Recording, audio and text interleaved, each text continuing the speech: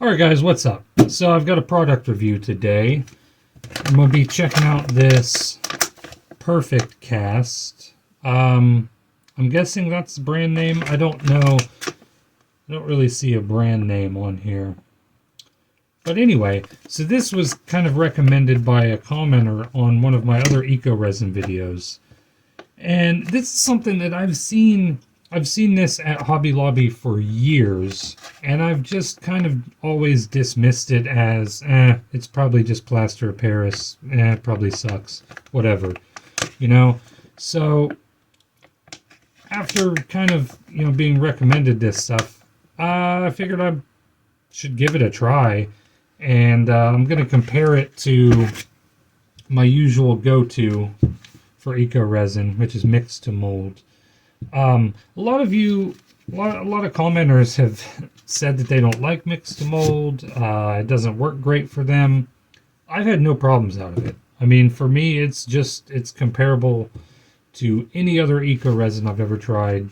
Just as good as Resincrete, so forth, and a little cheaper. You can get this 5.5 pound bucket here for a pretty good price. I think I paid $20 for this at Hobby Lobby. Hobby Lobby is the cheapest place to get the mixed to mold. And I think it's also the cheapest place to get this Perfect Cast stuff, because this was $7.49 for a 4-pound bag here. Which, if this stuff is worth it, if this stuff turns out as good as other eco resins, then wow. If that's the case, then I've been wasting money on the other stuff. However, I'm still not quite so sure it's going to turn out that great. Because, and I'm going on this based on the color and consistency of the powder. So this is the mix to mold here. Very pure white. And then this is the Perfect Cast here. Really off-white. Pretty much the same kind of color as plaster of Paris powder usually is. It's kind of off-white. The texture and consistency is similar to plaster as well. And I don't know, it just doesn't look like it'll be quite as strong as the mix to mold, which is what we will be testing. I'm going to be testing basically two things. I'm going to be testing how well it holds color, how the color turns out. And I'm going to be testing the strength of it. I'm just going to do the old snap it in half. I'm going to make coasters of each, and I'm going to snap them in half and see which one feels like it takes the most force. Obviously not super scientific, because I don't really have a measuring implement for that, which I need to kind of look into that if I'm going to be doing these videos like this, I guess. Look into some kind of meter that measures the force that it takes. However, I don't have one, and so I'm just going to make do with whichever one feels stronger. And realistically, unless there's a huge difference, one being way weaker than the other one, unless there's a huge difference, it kind of doesn't matter. I don't really need an exact measurement, because if this stuff is at least roughly as strong as other eco resins, then hey, it's totally worth especially paying the lower price for it. Now, on Amazon, they do have this on Amazon. I don't quite remember how much exactly this bag is, but I do believe it is a little more. So for you American viewers, if you want to pick this up and try it, go to Hobby Lobby, because it's going to be a little cheaper, $7.50 for a 4-pound bag of it. So I'm going to go ahead and get mixed up here. I'm going to start with the Perfect Cast.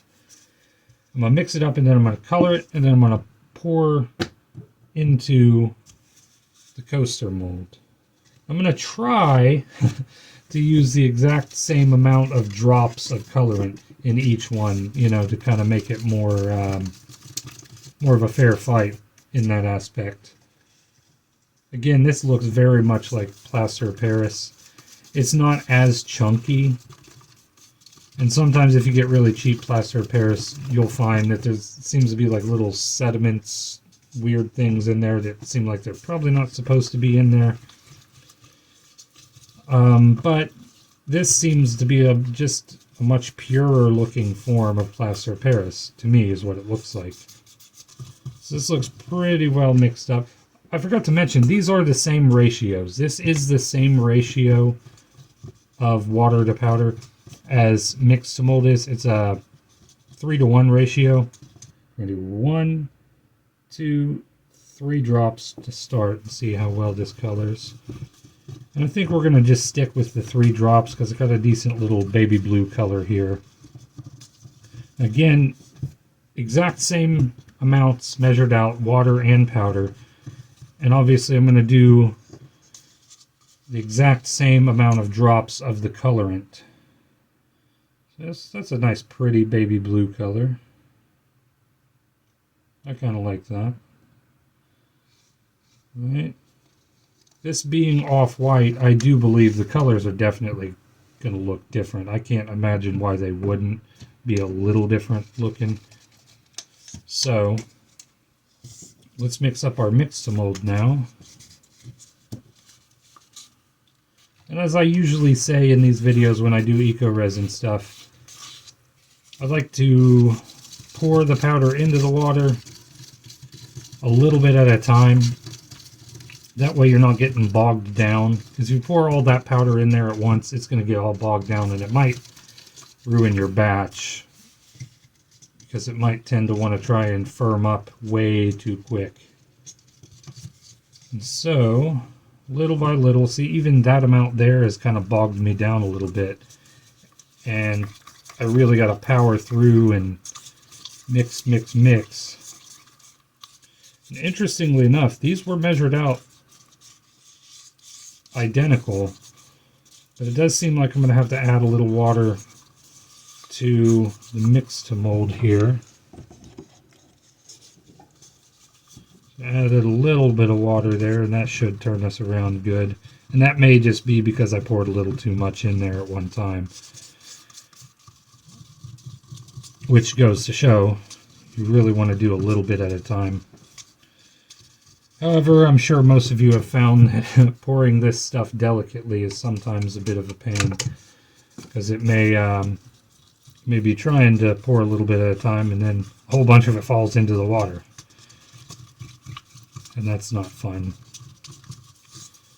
I am going to probably add a little more water to this just because I am adding pigment, so I want to make sure that I'm relatively thin here. I've come to find that once you start adding pigments to eco resin, it can get really finicky. And I've had many instances where I just added a little too much pigment and it started curing up before I could even pour it. There's times where I had to scrape it out into the mold, and all in all the project ended up ruined because of that, because you can't get a good flow.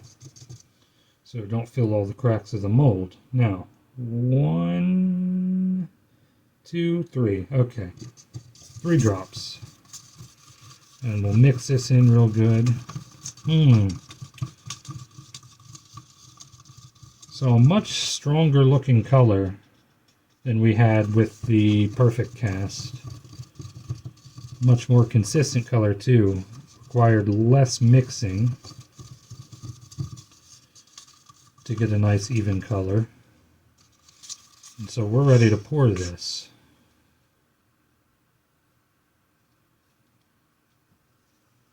And fill it on up. Yeah, definitely a much cleaner, nicer, more crisp color with the mix mold.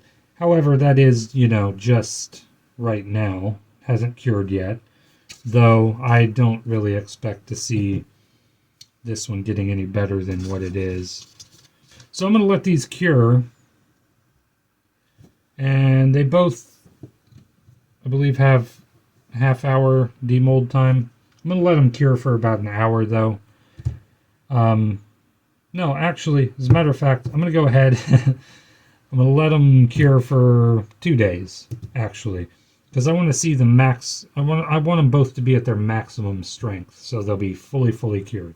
So yeah, we're going to wait 2 days on this, and then we'll demold them, and I'll do a snap test, and we'll see where we are with everything. Okay, so they're all cured up. And again, this is the perfect cast here. And this is the mixed mold. Like I said, the color turned out way better, at least on the bottom side of the mixed mold. And really, I mean, all around the color turned out better with the mixed mold. Let's see how hard it is to break these.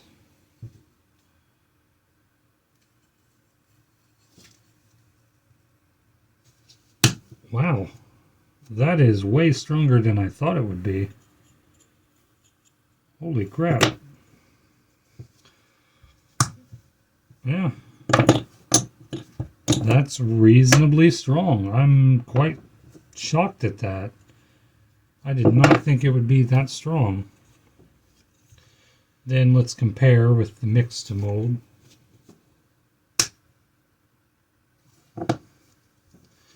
So, I think they're about the same. They feel like they're about the same, strength-wise. Yeah.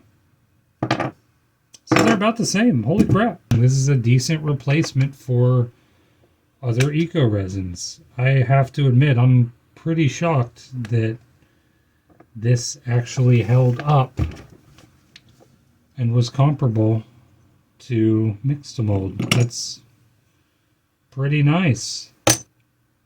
So yeah, that's quite surprising. And so I would recommend giving this stuff a shot, especially if you have a Hobby Lobby near you. I would go and get you some and give it a shot. Again, though, the one caveat is the color. See, this turned out slightly more of a grayish, almost even somewhat of a green tint to it, though I wouldn't quite say green. I'd say it's more gray blue. And the mixed mold does take color better. I got a better color out of it, and the color mixed in a lot easier.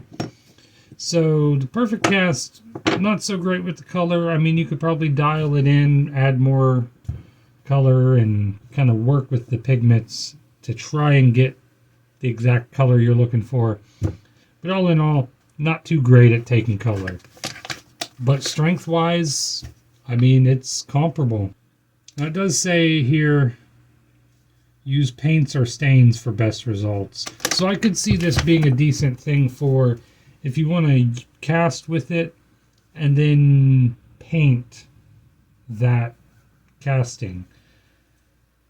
I think that would be the perfect application for this, because it probably does. I haven't, and I'm not going to try that right now, so I don't know how well it takes paint, but I would imagine it takes paint just as good as any other eco resin. So, I mean, give it a shot, guys. It's totally worth it. Like I said, if you go to Hobby Lobby, you get it $7.50. I mean, you're saving a lot of money by using this instead of other eco resins. Anyway, I do suppose that's all for today. Hope you all enjoyed the video, and see you next time.